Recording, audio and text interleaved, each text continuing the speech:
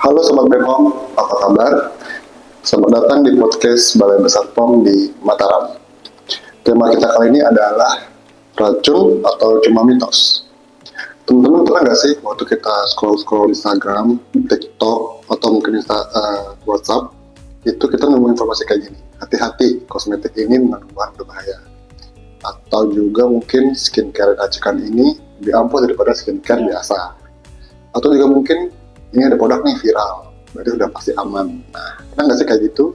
Atau jangan-jangan itu malah cuma mitos? Nah, di sini di era informasi yang bisa menyebar dengan sangat cepat, satu video itu bisa ditonton oleh jutaan orang. Kemudian impresinya juga bisa dikomen oleh banyak orang. Nah, tapi ada satu yang perlu kita ingat, yang viral belum tentu valid. Jadi hari ini kita akan membahas 4 hal yang dekat dengan kehidupan kita. Yang pertama, benarkah kosmetik itu mengandung bahan berbahaya? Yang kedua, apakah skincare racikan tersebut benar-benar lebih ampuh? Kemudian yang ketiga, mengapa produk harus memiliki izin edar sesuai ketentuan? Dan yang terakhir, bagaimana sih jadi konsumen yang cerdas? Nah, kali ini sudah hadir bersama kita Mbak Nur Fatmawati. Halo, selamat datang Mbak di podcast Racun atau Mitos. Oke, halo.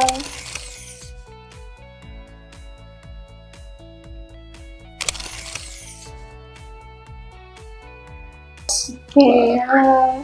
Senang sekali bisa ngobrol bersama Sobat Bepom. Oke. Baik, sebelum kita masuk ke pembahasan, saya pengen nanya nih Mbak Nur satu hal. Oke. Kalau misalnya kita dapat informasi kayak yang tadi nih Mbak, itu kira-kira apa sih yang paling sering dilakukan oleh masyarakat nih sehingga mereka bisa misinterpretasi? Oke, seringkali masyarakat itu saat melihat informasi yang dibagikan di media sosial gitu, dan melihat informasi itu kayak banyak dibagikan gitu ya.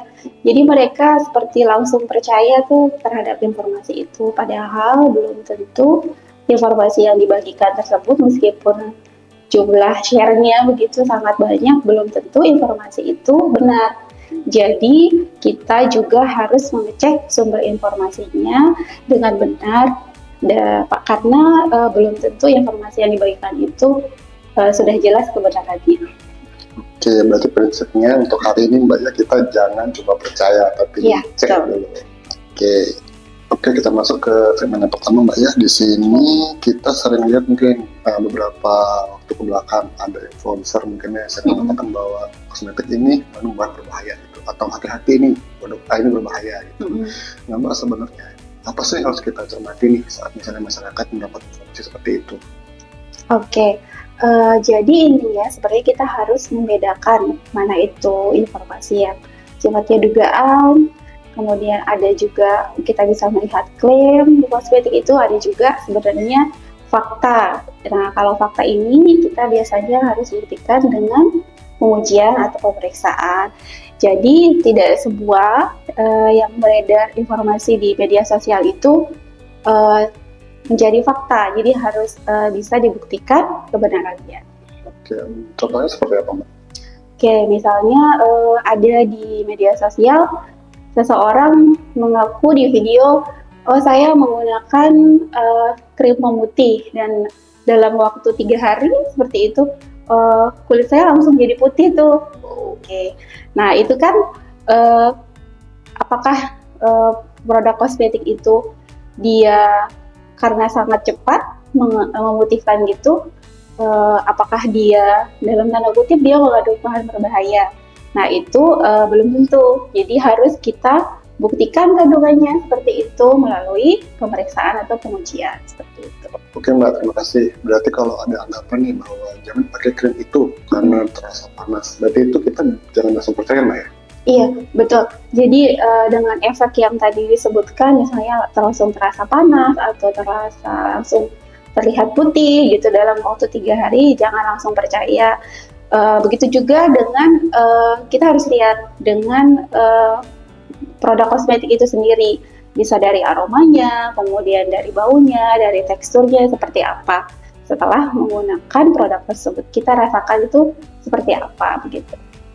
Oke, berarti masyarakat juga harus hati-hati ya Mbak ya, begitu lihat konten di TikTok atau Instagram yang bilang bahwa jangan nih coba itu karena sudah nyoba sebelumnya. Jadi saya mengakibatkan hal-hal yang nggak diinginkan. Berarti kita jangan seperti ya, Mbak ya? Iya, karena pengalaman pribadi seseorang di media sosial yang dibagikan itu belum tentu menjadi informasi yang valid gitu ya. Karena itu bisa juga itu hanya sebagai informasi awal, tapi tetap perlu dilakukan pengujian atau pemeriksaan untuk membuktikan apakah produk itu memang mengandung bahan berbahaya atau tidak. Berarti apakah kita harus mengabaikan semua informasi yang ada di media sosial, Mbak? Tidak juga. Jadi kalau misalnya kita menemukan produk kosmetik yang informasinya itu tidak jelas atau misalnya klaimnya terlalu berlebihan dan juga misalnya sumber pembeliannya gitu tidak jelas juga, kemudian izin legalitas BPOM-nya juga nggak bisa diverifikasi, itu kita harus lebih hati-hati. Jadi sebenarnya bukan langsung percaya dan juga bukan langsung menuduh seperti itu. Jadi sikap yang paling benar adalah kita harus kritis dan melakukan verifikasi. Nah, saya suka tuh Mbak kalimat itu, karena kadang-kadang kita tuh ada di dua ekstrim ya. Yang pertama saya percaya karena dia viral, atau yang kedua saya nggak percaya nih karena dia itu melakukan gitu Mbak ya. Padahal seharusnya saya cek dulu. Betul, kita harus cek dulu. Oke, mantap. Nah, sekarang kita masuk nih Mbak ke topik yang kedua. Ini pasti nih menarik banget karena saya juga nih penasaran Mbak sebenarnya gimana sih yang benar nih sebenarnya. Itu tentang skincare racikan Mbak. Pada umumnya orang lebih percaya nih skincare racikan itu lebih ampuh gitu. Soalnya dia tuh diracik secara personal. Nah, itu benar nggak sih Mbak sebenarnya? Tidak otomatis benar ya. Jadi skincare racikan itu belum tentu lebih ampuh, belum tentu lebih aman juga begitu. Jadi kita harus melihat lagi lebih jauh. Apakah kandungannya itu benar, kemudian konsentrasi atau dosisnya yang diberikan ke masing-masing orang itu sesuai, kemudian cara penyimpanannya juga seperti apa, karena ada beberapa krim racikan tulisnya itu harus disimpan misalnya di bawah suhu 25 seperti itu. Kemudian ada juga penggunaannya, bisa jadi krim racikan seseorang belum tentu cocok untuk orang lain, bisa jadi krim racikan itu mengandung sesuatu yang tidak aman, misalnya untuk ibu hamil atau ibu menyusui seperti itu. Oke. Berarti kita jangan sampai ya Mbak punya anggapan bahwa karena personal nih, berarti dia itu lebih ampuh. Karena lebih ampuh, berarti dia itu lebih aman dan valid gitu Mbak ya? Ya, betul. Itu asumsinya belum benar ya. Oke. Berarti kayak gini Mbak, saya punya contoh nih. Misalnya saya lihat di TikTok misalnya nih, ada seorang influencer ngomong misalnya, guys gitu, aku udah pakai nih skincare ini nih, ampuh banget itu berarti kayak gimana tuh Mbak? Apakah aku langsung ikut beli atau gimana nih kalau melihatnya kayak gitu?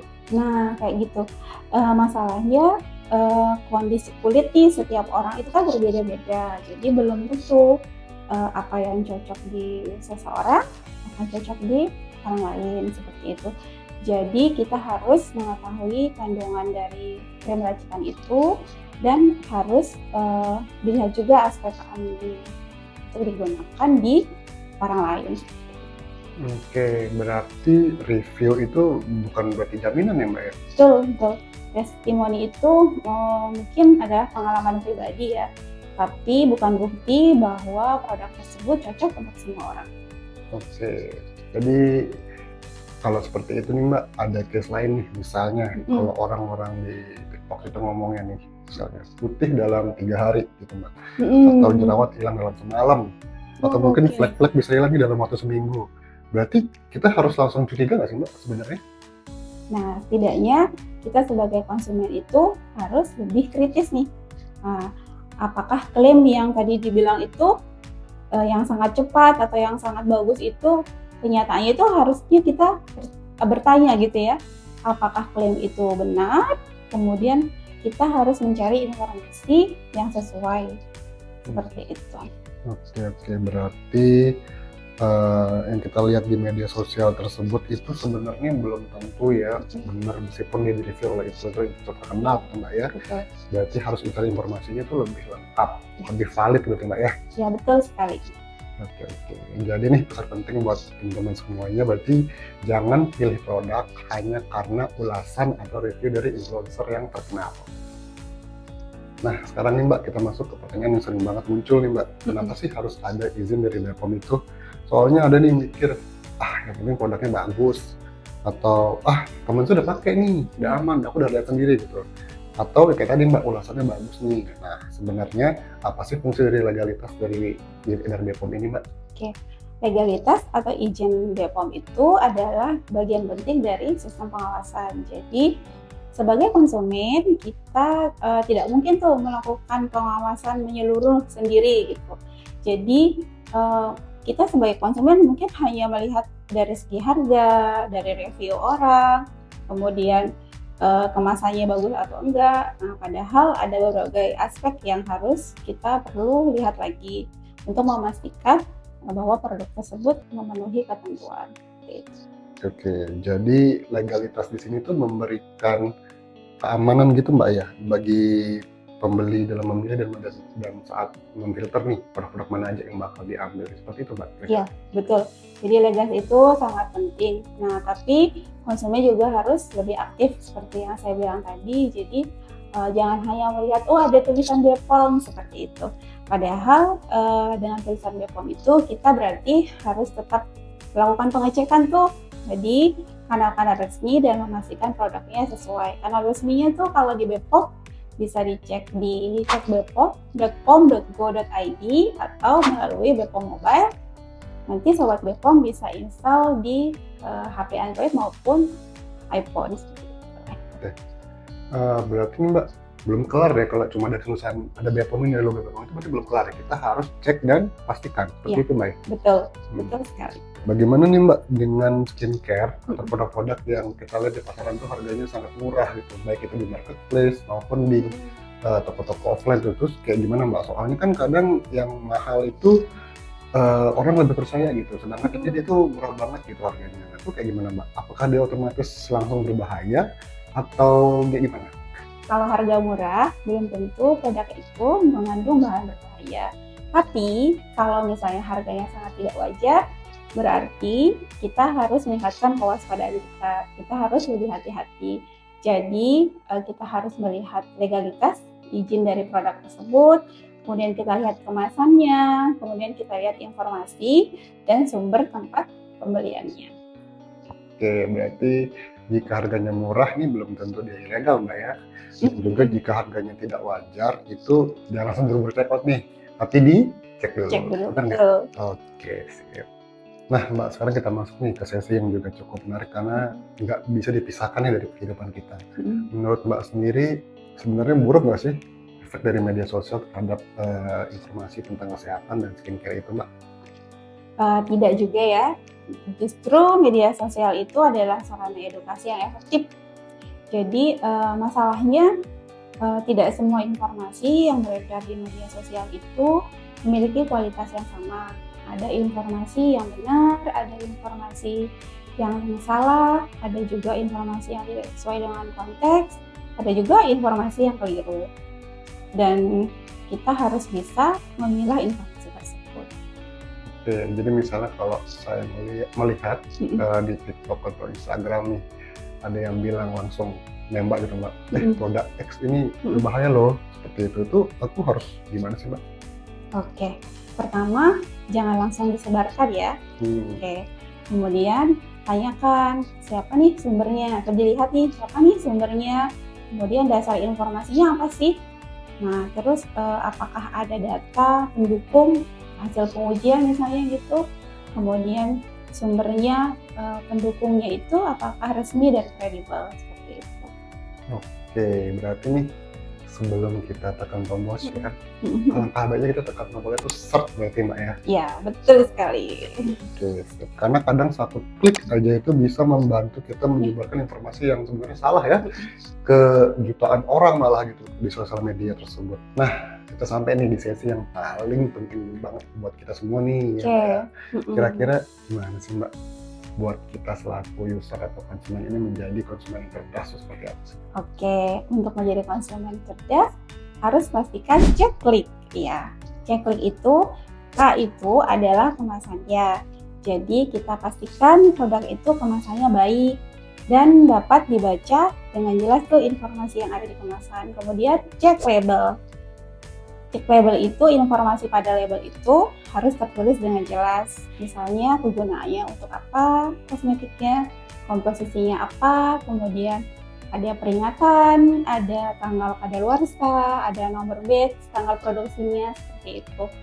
Untuk kosmetik seperti sunscreen misalnya, kan itu harus ada tertuang di labelnya peringatan ya, jangan digunakan atau jangan terpapar di bawah sinar matahari terlalu lama meskipun menggunakan sunscreen. Kemudian yang ketiga, cek izin edar. Izin edar pastinya kita harus melihat legalitas, jadi cek izin BPOM yang ada di kemasan produk apakah terdaftar di BPOM. Kemudian yang terakhir adalah cek kadaluarsa ya.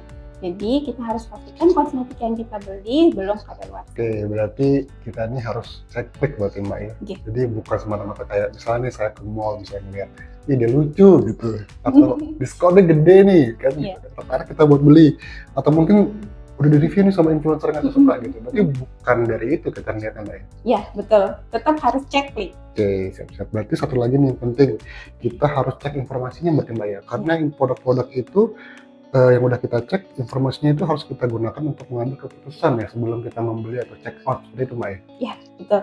Jadi konsumen yang cerdas bukan berarti dia tahu semuanya. Jadi konsumen cerdas adalah konsumen yang mau mencari tahu sebelum membeli dan sebelum menggunakan kosmetik tersebut. Nah, sekarang kita masuk nih Mbak ke segmen yang paling saya suka nih. Oke. Nama segmennya racun atau cuma mitos. Nah, saya ini akan membacakan beberapa pertanyaan Mbak ya, buat Mbak nanti Mbak jawabnya itu mitos atau fakta. Oke, siap? Siap. Yang pertama, produk yang viral pasti aman. Mitos.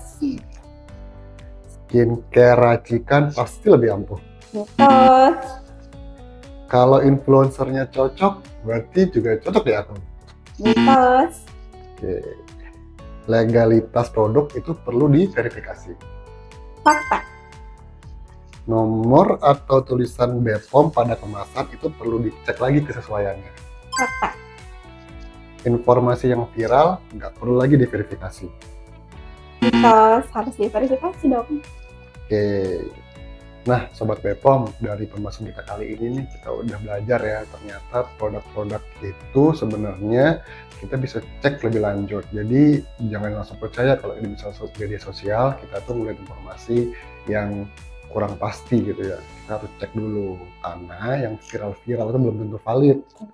Yang di review-review positif belum tentu oke. Dan juga testimoni itu bukan jaminan. Jadi, sebelum membeli produk, kita harus lakukan cek klik ya.